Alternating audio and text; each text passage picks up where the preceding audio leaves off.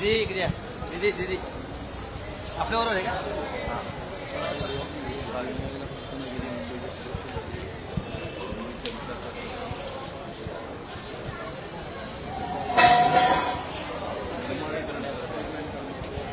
एक minute sir, तो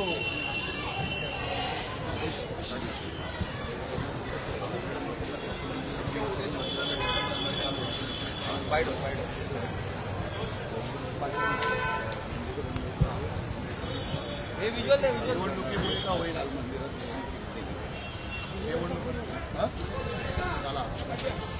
विजय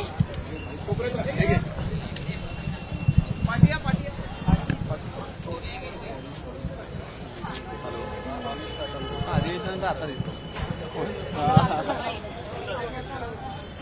त्यांची इच्छा रोज येण्याची सोडलं पाहिजे ना.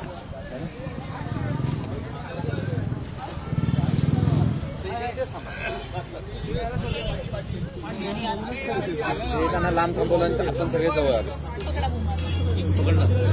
मी पकडणार अरे साहित्य आहे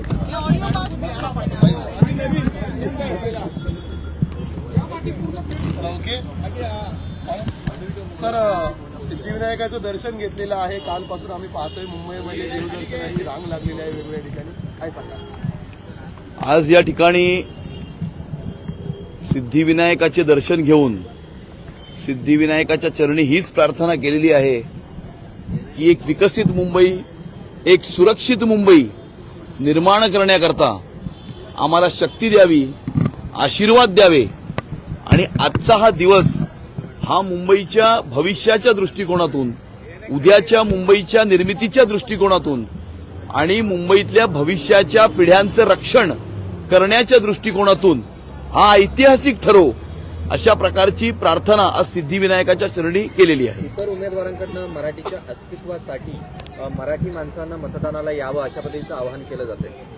नाही, खरं तर मराठी माणसाचं अस्तित्व नाही, मुंबईची महानगरपालिका स्वतःच्या परिवाराची जागीर समजणाऱ्यांच्या अस्तित्वाची ही लढाई आहे आणि त्यामुळे त्यांची ही धडपड दिसत आहे. परंतु गेल्या 11 वर्षामध्ये या मराठी माणसासाठी, मुंबईकरांसाठी, मुंबई शहरासाठी खऱ्या अर्थानं जे काम झालेलं आहे, मराठी भाषेला अभिजात भाषेचा दर्जा प्राप्त करून देण्याचं काम प्रधानमंत्री नरेंद्र मोदीजींनी केलेलं आहे आणि वरळीतल्या बीडीचा इथल्या 160 फुटाच्या घरामध्ये राहणाऱ्या मराठी माणसाला त्याच ठिकाणी 560 फुटाचं घर तयार करून देण्याचं काम हे सन्माननीय मुख्यमंत्री देवेंद्र फडणवीस साहेबांनी केलेलं आहे. त्यामुळे मराठी माणसाला, मुंबईकराला, मुंबई शहराच्या नागरिकाला हे चांगलं माहिती आहे की मराठी माणसाची, मुंबईकरांची आणि या मुंबई शहराचा विकास कोणी केलेला आहे आणि येणाऱ्या काळामध्ये या मुंबई शहराची सुरक्षितता अबाधित कोण ठेवू शकतो. काल मुंबादेवीचं दर्शन संपूर्ण ठाकरे कुटुंब घेताना पाहायला मिळालेलं आहे आणि भावनिक आवाहन देखील केलेलं आहे. काय वाटतं, आव्हान तगडं होईल तुमच्यासमोर? मुंबादेवीचं दर्शन घेण्याचा अधिकार हा सगळ्यांना आहे, सगळ्या भक्तांना आहे.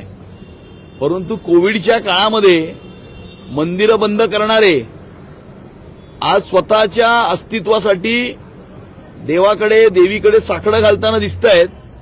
आज तरी त्यांना देवदेवता आठवलेत, हिंदुत्व आठवलंय, ही चांगली गोष्ट आहे. अध्यक्षपदाची धुरा तुमच्याकडे आहे, किती आव्हानात्मक वाटते ही निवडणूक? नाही, मुंबई भारतीय जनता पार्टीचे तमाम कार्यकर्ते, मुंबईकरांचे आशीर्वाद, सन्माननीय मुख्यमंत्री देवेंद्र फडणवीस साहेबांचं पूर्ण पाठबळ आणि भारतीय जनता पार्टीच्या केंद्र नेतृत्वाने दिलेले आशीर्वाद, यामुळे येणाऱ्या काळामध्ये मुंबईकर मोठ्या प्रमाणावरती भारतीय जनता पार्टी, शिवसेना आणि रिपाई महायुतीला आशीर्वाद देताना दिसत आहेत आणि आजचा दिवस हा मुंबईकरांच्या भविष्याच्या दृष्टिकोनातून, उद्याच्या मुंबईच्या निर्मितीच्या दृष्टिकोनातून हा ऐतिहासिक ठरणार आहे. कारण का भावनिक आव्हान सुद्धा ठाकरेंकडनं मतदारांना केलं जाते, तुमच्याकडनं काय आव्हान असणार? मी तमाम मुंबईकरांना हे आव्हान करतो की विकसित मुंबईच्या निर्मितीसाठी, मुंबई शहराची सुरक्षितता अबाधित राखण्यासाठी, मुंबई महानगरपालिकेला भ्रष्टाचार विरहित प्रशासन देण्याकरता आपण मोठ्या प्रमाणावरती भारतीय जनता पार्टी, शिवसेना आणि रिपाई महायुतीला आशीर्वाद द्यावेत, साथ द्यावी, सहकार्य द्यावे. जेणेकरून येणाऱ्या काळामध्ये एक सुरक्षित मुंबई आणि विकसित मुंबईची निर्मिती आम्ही मुंबईकरांच्या आशीर्वादानं करू शकू. दुबार मतदानावरती लक्ष ठेवा, जर दिसल्यास तिकडे ठोका, असं आवाहन देखील करण्यात आलेलं आहे. आणि काही लोक यांचा लोकशाहीवरती विश्वास नाहीये, कायद्याच्या प्रक्रियेवरती विश्वास नाहीये, अराजकता पसरवण्याचा प्रयत्न करतात. स्वतःचा पराजय दृष्टीपथामध्ये दिसत असल्यामुळे त्यांची चलबिचल झालेली आहे, फ्रस्ट्रेट झालेले आहेत आणि त्याच्यामुळे अशा प्रकारची बालिश आव्हानं काही लोक करताना आपल्याला दिसत आहेत. सर, निवडणूक आयोगाने काल स्पष्टीकरण काढलेलं आहे. राज ठाकरेंनी आरोप केले होते की पाडू मशीनचा वापर केला जातोय. आम्हाला याच्या संदर्भात कुठलीही माहिती देण्यात आली नव्हती. मात्र लोकप्रतिनिधींना प्रात्यक्षिक दिल्याचं आता आयोगाने स्पष्टीकरण दिलेलं आहे. जे आरोप ज्या कोणी केले असतील ते निवडणूक आयोग आणि अख्खी निवडणूक हाताळणारी यंत्रणा त्यांची जबाबदारी आहे की त्या आरोपांचं स्पष्टीकरण द्यावं. त्यानुसार काल स्पष्टीकरण हे देण्यात आलेलं आहे. परंतु मला आश्चर्य वाटणार नाही जर त्यांनी अजून नवीन काहीतरी त्याच्यातनं काढण्याचा प्रयत्न केला. कारण काही लोक उद्या ज्यावेळेला पराजय होईल त्यावेळेला काय सांगायचं, काय स्पष्टीकरण द्यायचं याचं बॅकग्राऊंड तयार करताना काही लोक दिसत आहेत.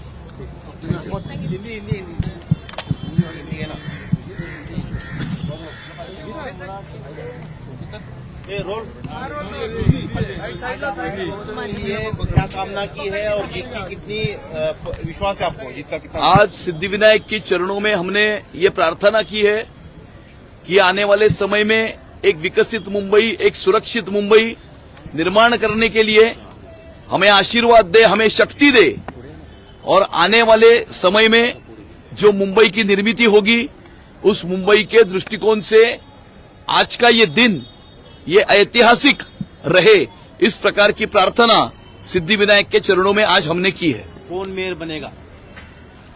मुंबईकरों का अपना महापौर इस मुंबई की महानगर पालिका में विराजमान होगा. भारतीय जनता पार्टी शिवसेना महायुति के उम्मीदवारों को मुंबईकर बड़े पैमाने पर आशीर्वाद देंगे और हिंदुत्व का भगवा झंडा ये मुंबई की महानगर पालिका पर लहराएगा. मराठी अस्मिता की बात की गई है, मराठी अस्मिता का अस्तित्व की बात की गई है. दूसरी तरफ आप विकास का एजेंडा लेकर जनता के सामने गए. क्या लगता है लोग किस मुद्दों को तरजीह देंगे? ये मराठी मानुस के अस्तित्व की लड़ाई नहीं है, ये मुंबई की महानगर पालिका को अपने परिवार की जागीर समझने वाले कुछ लोगों के राजनीतिक अस्तित्व की लड़ाई है. और इसीलिए मराठी का चेहरा आगे करके वो अपने खुद की आमदनी के लिए लड़ रहे हैं. और इसीलिए मुंबईकरों ने उनका भ्रष्टाचार 25 वर्षों में मुंबई की महानगर पालिका में देखा है और मुंबईकरों ने पिछले 11 वर्षों में जिस प्रकार का विकास मुंबई शहर में हुआ है यह भी देखा है. और इन दोनों की तुलना करते हुए मुंबईकर बहुत बड़े पैमाने पे भारतीय जनता पार्टी, शिवसेना और आरपीआई की महायुति को आशीर्वाद देते हुए दिख रहे हैं. कल उन्होंने जो PADU मशीन से उनको लेकर और प्रचार समाप्ति के बाद 1-to-1 डोर मीटिंग को लेकर ऑब्जेक्शन उठा और कहा कि सत्ता और चुनाव का दुरुपयोग हो रहा है, ये आरोप लग रहे हैं. चुनाव की प्रक्रिया के ऊपर अगर कोई आरोप लगते हैं तो चुनाव आयोग इसके बारे में स्पष्टीकरण देगा. चुनाव आयोग ने इसके बारे में स्पष्टीकरण दिया है. लेकिन आज कुछ नए आरोप और कल कुछ नए आरोप अगर लगेंगे तो मुझे इसका आश्चर्य नहीं होगा, क्योंकि कल की पराजय के बाद क्या स्पष्टीकरण देना है इसकी बैकग्राउंड कहीं न कहीं कुछ लोग तैयार करते हुए दिख रहे हैं. एक मिनिट फोटो घ्यायचा आहे. सर एक फोटो घ्यायचा आहे.